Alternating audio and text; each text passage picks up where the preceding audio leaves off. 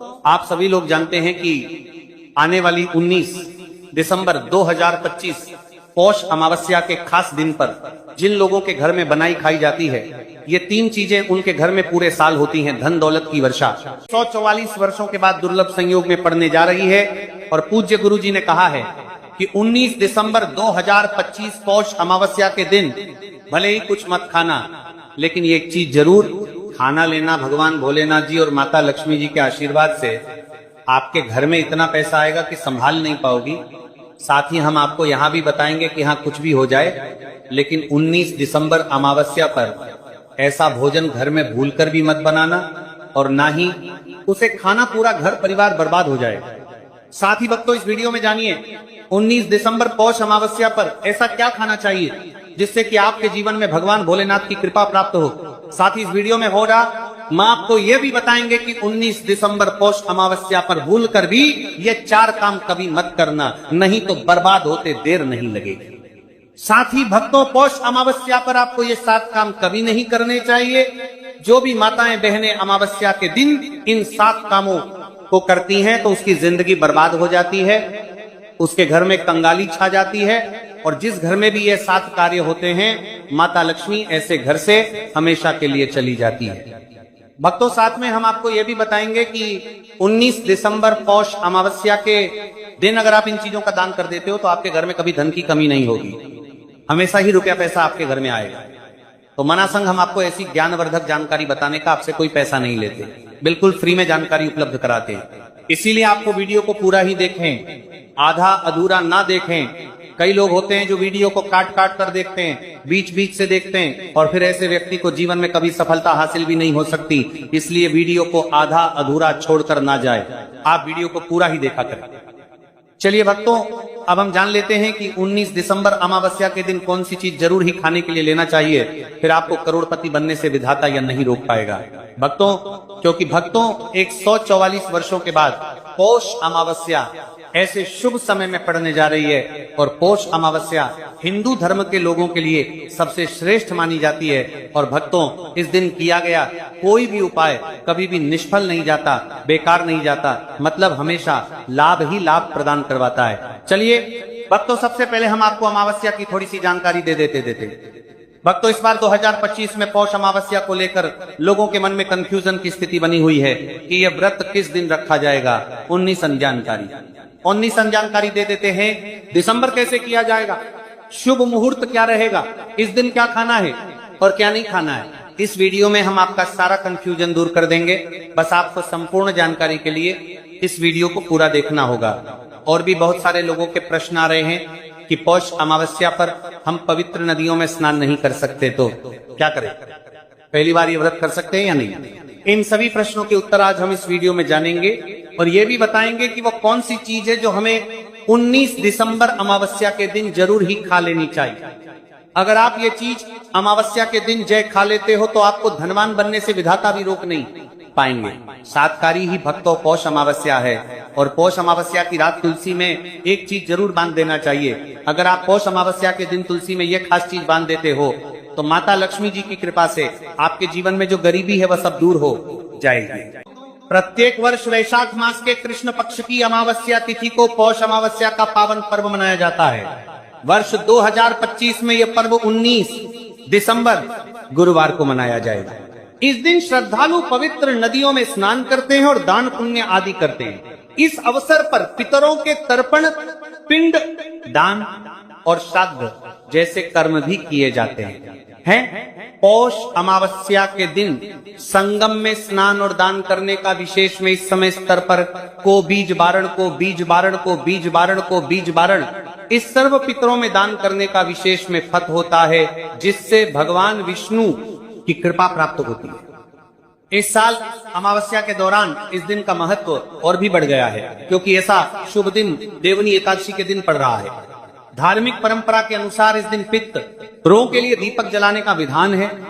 पितरों के लिए दीपक जलाना धार्मिक रूप से अत्यंत शुभ माना गया है। यह कर्म उनकी आत्मा की शांति के लिए आवश्यक होता है और वंशजों को उनके आशीर्वाद की प्राप्ति होती है। भक्तों, चलिए सबसे पहले हम आपको बता देते हैं कि पौष अमावस्या की सही डेट टाइम क्या है। फिर हम आपको बारी बारी से सभी जानकारी बताते हुए चलेंगे और यह भी बताएंगे कि वो कौन सी चीज है जो हमें पौष अमावस्या के दिन जरूर ही खा लेनी चाहिए। और भक्तों, साथ में हम आपको बताएंगे कि पौष अमावस्या के दिन एक चीज भूलकर भी नहीं खानी चाहिए।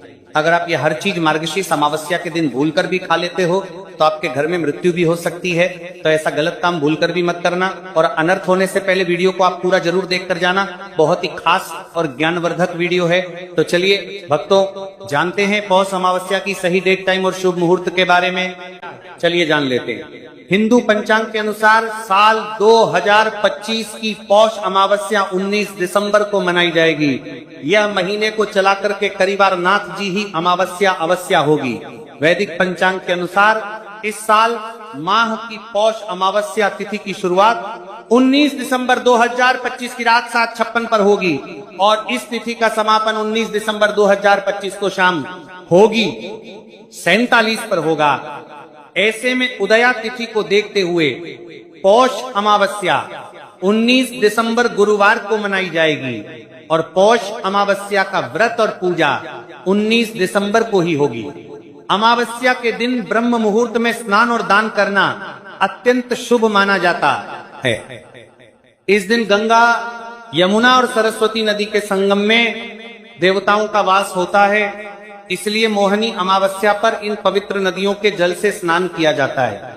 इस दिन जरूरतमंदों को दान करने से व्यक्ति को शुभ फलों की प्राप्ति होती है, साथ ही भगवान विष्णु की कृपा भी होती है। वीडियो में आगे की जानकारी बताने से पहले अभी तक कमेंट बॉक्स में जय माता लक्ष्मी नहीं लिखे हैं तो जय माता लक्ष्मी बात है, तो मेरे माता लक्ष्मी लिखें तो जय माता लक्ष्मी बात है। वीडियो में बॉक्स पहले 50 से नहीं बाती है, शमी जरूर लिखना। जब आप हमारे कमेंट बॉक्स में जय माता लक्ष्मी लिखते हैं तो हमें काफी अच्छा लगता है और आप हमारी वीडियो को लाइक करते हैं तो हमारा मनोबल बढ़ता है, जिससे कि अच्छी अच्छी जानकारी होती है आप सभी लोगों के लिए लेकर के आते हैं। चलिए भक्तों, अब हम आपका ज्यादा समय बर्बाद ना करते हुए जान लेते हैं कि देवठनी एकादशी के दिन किन चीजों का दान जरूर करना चाहिए, क्योंकि अमावस्या के दिन किया जाने वाला दान से भी बड़ा दान माना जाता है। चलिए भक्तों, अब हम जान लेते हैं कि पौष अमावस्या के दिन किन चीजों का दान हमें जरूर करना चाहिए। तो भक्तों, पहली चीज है चावल का दान। धार्मिक मान्यता के अनुसार पौष अमावस्या के दिन चावल का दान विशेष रूप से शुभ माना जाता है। चावल अन्न का रूप होता है और यह मान्यता है कि चावल का दान करने से घर में समृद्धि आती है और जो व्यक्ति दान करता है वो अपने जीवन में धन की कमी से मुक्त हो जाता है।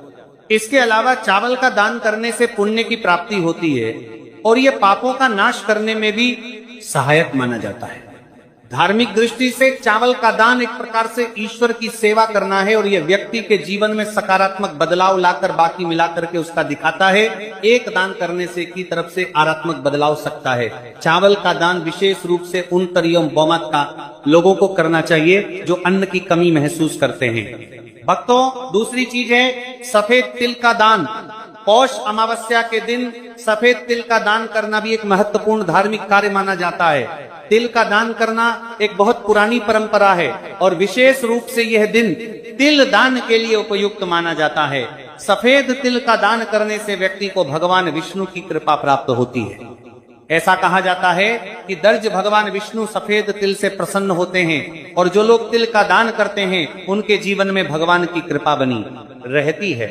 सफेद तिल को दान करने से शारीरिक और मानसिक रूप से भी शांति मिलती है, साथ ही यह पापों के नाश और पुण्य की प्राप्ति में सहायक होता है।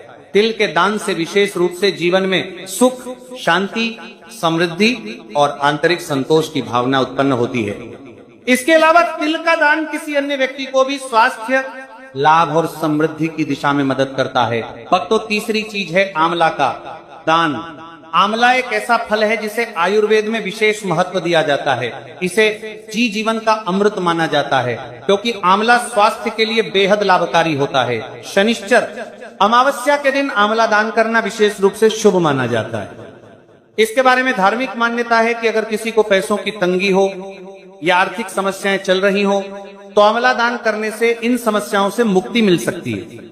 आंवला दान करने से व्यक्ति उनको किसी करती ओर का रहता है, आर्थिक समस्याओं को हरतल है कि जीवन में भगवान विष्णु की कृपा बरसती है और आर्थिक संकट दूर हो जाते हैं। इसके अलावा आर्थिक मला स्वास्थ्य के लिए भी उक्त लाभकारी होता है और इसका सेवन शरीर को ताजगी और ऊर्जा प्रदान करता है। इस दिन अमला दान करने से पुण्य की प्राप्ति होती है और व्यक्ति को सुखी और समृद्ध जीवन जीने की दिशा में मदद मिलती है। भक्तों, चौथी चीज है सरसों के तेल का दान। अमावस्या के भक्तों दिन सरसों के तेल का दान भी एक महत्वपूर्ण कार्य माना जाता है। इसे विशेष रूप से पितरों की कृपा प्राप्त करने और क्षण दोष से मुक्ति पाने के लिए किया जाता है। धार्मिक मान्यता के अनुसार सरसों के तेल का दान करने से पितरों की आत्मा को शांति मिलती है और परिवार में सुख समृद्धि का वास होता है। इसके अलावा क्षण दोष के प्रभाव से भी राहत मिलती है। यह माना जाता है कि यदि किसी व्यक्ति के जीवन में शनि का दोष है तो सरसों के तेल का दान करने से शनि की प्रतिकूल प्रभावों से मुक्ति मिलती है और जीवन में सकारात्मक बदलाव आता है। इसके साथ ही सरसों के तेल का दान करने से व्यक्ति के जीवन में सुख शांति और समृद्धि का वास होता है। सरसों के तेल का दान विशेष रूप से उन लोगों के लिए लाभकारी होता है जिनकी कुंडली में शनि ग्रह का प्रकोप हो। इस दान से शनि के प्रभाव को शांति मिलती है और जीवन में बाधाओं का नाश होता है। भक्तों, हमने वीडियो के डिस्क्रिप्शन में अपने टेलीग्राम चैनल का लिंक पिन किया है, जिसे आप ज्वाइन कर लीजिए, जहां पर हम आपकी कुंडली, राशि और त्योहारों के मनाने की विधि और उपायों के बारे में बताते हैं और साथ में वास्तु से जुड़ी सारी जानकारी देते हैं। इसीलिए देर ना करते हुए दी गई लिंक पर क्लिक करके तरह से निषेध है।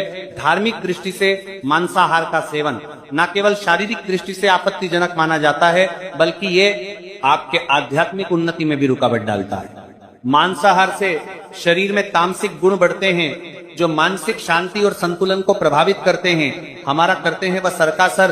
अरे शास्त्र रो में यह कहा गया है कि मांसाहार से शरीर और मन में राजस और तामसिक गुण बढ़ते हैं जो भक्ति के मार्ग में बाधा उत्पन्न करते हैं।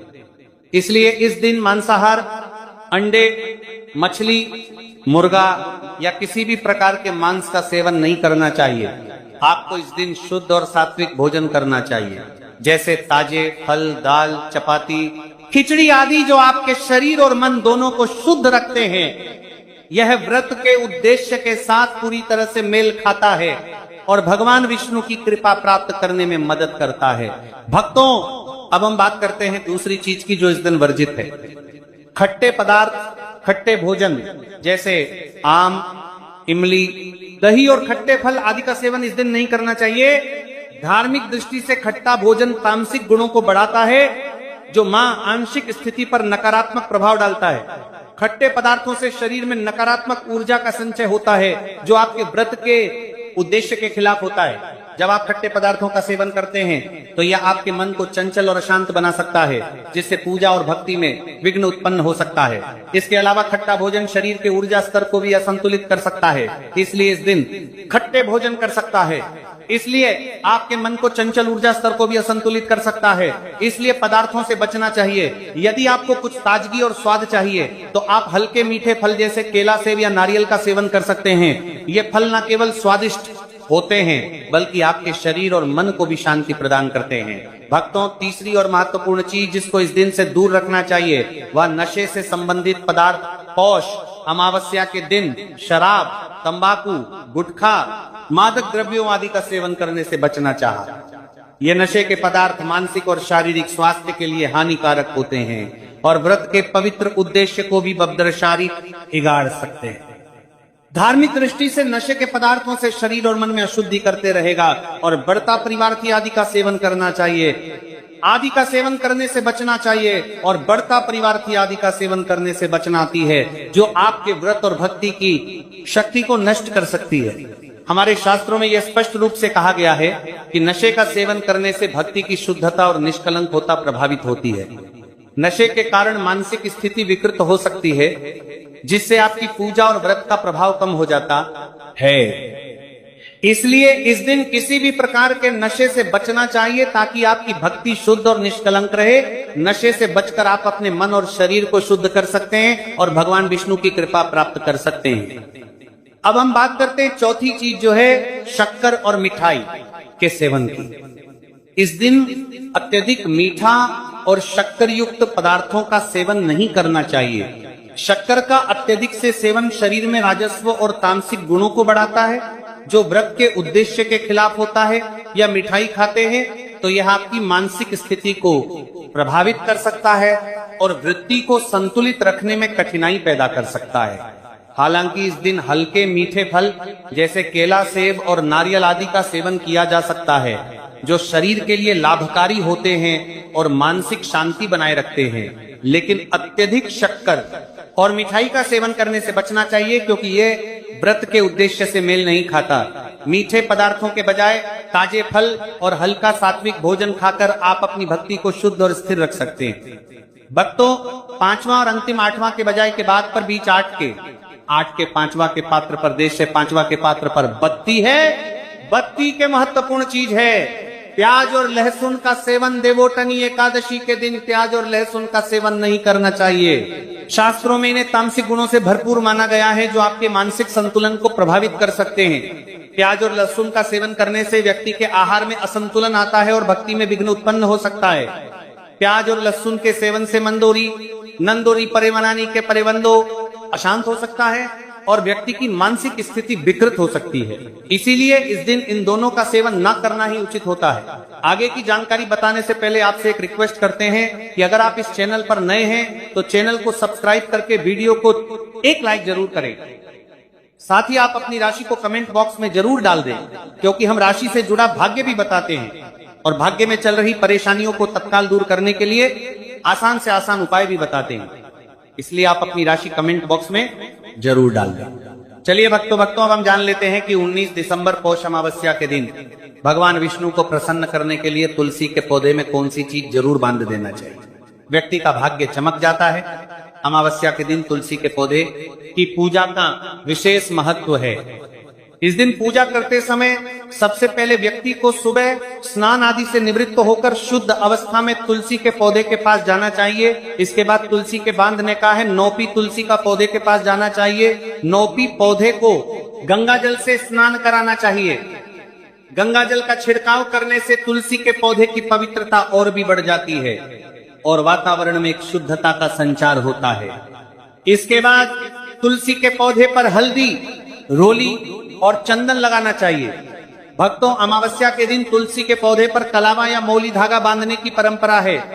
कलावा बांधने से भगवान विष्णु और माता लक्ष्मी की कृपा पर प्राप्त होती है। यह परंपरा विशेष रूप से घर के सभी सदस्यों के लिए खुशहाली, अच्छे स्वास्थ्य और समृद्धि की प्राप्ति का संकेत मानी जाती है। कलावा बांधने से परिवार में सुख, शांति और समृद्धि का वास होता है और ये पूरे परिवार के लिए एक सुरक्षा कवच के रूप में कार्य करता है। कलावा को बांधते समय व्यक्ति को विशेष ध्यान रखना चाहिए कि वह इसे श्रद्धा और विश्वास के साथ बांधे। इससे घर में नकारात्मक ऊर्जा का प्रवेश नहीं होता और सकारात्मक ऊर्जा का संचार होता है। साथ ही यह व्यक्ति के जीवन में एक नई ऊर्जा का संचार करता है, जो उसके कार्यों में सफलता और समृद्धि लाती है। भक्तों, सर्वपित्त अमावस्या के दिन तुलसी के पास मीठे भोग जैसे गुड़, तिल और फलों का प्रसाद अर्पित करना चाहिए। यह भगवान विष्णु के प्रति श्रद्धा का प्रतीक माना जाता है। गुड़ और तिल का विशेष महत्व है, क्योंकि यह भगवान विष्णु के प्रिय पदार्थ है। गुड़ का सेवन शरीर के लिए फायदेमंद होता है और तिल के साथ इसे अर्पित करने से विशेष पुण्य की प्राप्ति होती है। गुड़, तिल और फल अर्पित करने से घर में समृद्धि और धन की वृद्धि होती है। यह मान्यता है कि इस दिन भगवान विष्णु को यह भोग अर्पित करने से, उनके आशीर्वाद से व्यक्ति के जीवन में दरिद्रता और परेशानी दूर होती है और खुशहाली का वास होता है। दूसरा यह भी इसका एक कारण होता है कि सूर्य का तेज अनंत है। सूर्य के तेज के सामने बाकी जो भी ग्रह होते हैं सभी उन सब का तेज नगण्य हो जाता है, वो सब निस्तेज हो जाते हैं। यही कारण है कि देखिए, थर्मास से पहले शुक्र अस्त्र होते हैं। शुक्र अस्त्र क्यों होते हैं? क्योंकि उस समय शुक्रदेव सूर्य के बहुत नजदीक जा चुके हैं। ये ग्रह जो हैं वो लगातार हैं, अपने घूमते रहते हैं। तो एक समय आता है जब ये एक दूसरे के काफी नजदीक आ जाते हैं। तो ये समय जो है, जैसे कि 11 दिसंबर से शुक्र अस्त है, क्योंकि अब जैसे जैसे समय आगे जाएगा वो और अधिक नजदीक चलते चले जाएंगे सूर्यदेव के, और शुक्र जितना नजदीक जाएंगे सूर्य के उतना ही निस्तेज हो जाएंगे, क्योंकि सूर्य का तेज बहुत अधिक है और सूर्य के तेज के सामने बाकी किसी ग्रह का तेज चलता नहीं। इसी कारण से इसको कहते हैं कि शुक्र अस्त गए हैं। जब वो सूर्य के प्रभाव क्षेत्र से बाहर आ जाएंगे फरवरी को, तब जाके शुक्र उदय होंगे, जब वो अपने तेज में दिखाई दे पाएंगे। तो इतना अधिक प्रभाव है सूर्यदेव का ग्रहों पर, क्योंकि उनका तेज आप देखिए, उनका तेज इतना है कि हमारी पृथ्वी उन्हीं से प्रकाशित है, चंद्रमा उन्हीं से प्रकाशित है, ये तीनों लोकों में उजाला उन्हीं से होता है। इतना तेज है उनके ऊपर, तो उस तेज में बाकी सब ग्रहों का तेज छुप जाता है। तो इसीलिए शुक्र अस्त है। अब क्योंकि वो देवगुरु बृहस्पति के घर में है, और देवगुरु बृहस्पति क्योंकि देवताओं के गुरु हैं, उनके बिना कोई पाठ पूजा हो ही नहीं सकती। परंतु ये ग्रह तो अब निस्तेज हो चुके हैं, इसीलिए पूजा पाठ में मना ही होती है, और दोनों की युति जो है इसको अशुभकारी कहा जाता है। इसलिए इसको इस समय पर किसी प्रकार की पूजा पाठ नहीं करनी चाहिए। प्रतिदिन की पूजा में भी यदि आप सूर्यदेव का आवाहन करते हैं पूजन के लिए, तो ये अशुभकारी होता है, क्योंकि संभव नहीं कि वो आके आपकी पूजा स्वीकार करें। इसी आपको इन दिनों में आवाहन पूजन नहीं करना चाहिए। प्रश्न उठता है तो फिर कैसे पूजा किया जाए? पूजन देखिए, जब आपने भगवान की तस्वीरें सामने लगा रखी हैं, आप उनको स्नान कराइए। पहले एक लोटा लीजिए, उसमें थोड़ा सा गंगा जल भरिए, गंगा जल भर के फिर उसमें शुद्ध जल भरिए, और फूल के माध्यम से जो भी आपने भगवान की तस्वीरें, प्रतिमाएं घर में रखी हैं, उनको जल के छींटे दीजिए, स्नान कराइए। एक साफ वस्त्र उनको पहुंच दीजिए। पहुंचने के बाद उनको तिलक कीजिए। तिलक करने के बाद फिर पुष्प अगर आपके पास है तो पुष्प अर्पित कीजिए, और फिर आरती कीजिए। वस्त्र के रूप में मौली आप अर्पित कर सकते हैं भगवान को। अन्यथा प्रतिदिन की पूजा में ना भी करें तो कोई बात नहीं, केवल आप तिलक करके, पुष्प अर्पित करके, और फिर धूप दीप कर सकते हैं, और फिर आप भगवान का भोग लगाएंगे। यह है प्रतिदिन की पूजा का नियम। अब प्रश्न उठता है इसमें कि परिवर्तन क्या है, क्या हमें नहीं करना है? देखिए, ध्यान दीजिएगा कि रोली कुमकुमारी का प्रयोग कहां करेंगे और चंदन का कहां। कोई भी जो देवी स्वरूप है ना, चाहे माँ दुर्गा है, माँ पार्वती है, माँ लक्ष्मी है, सरस्वती है, जो भी देवियां हैं, उन सभी को आप रोली कुमकुम आदि का तिलक करेंगे, चंदन का नहीं। चंदन का तिलक उनको नहीं होगा, इसका ध्यान दीजिएगा। केवल रोली कुमकुम आदि का उनको तिलक लगाना है। देवगण जो है सबको रोली कुमकुम आदि भी लगा सकते हैं,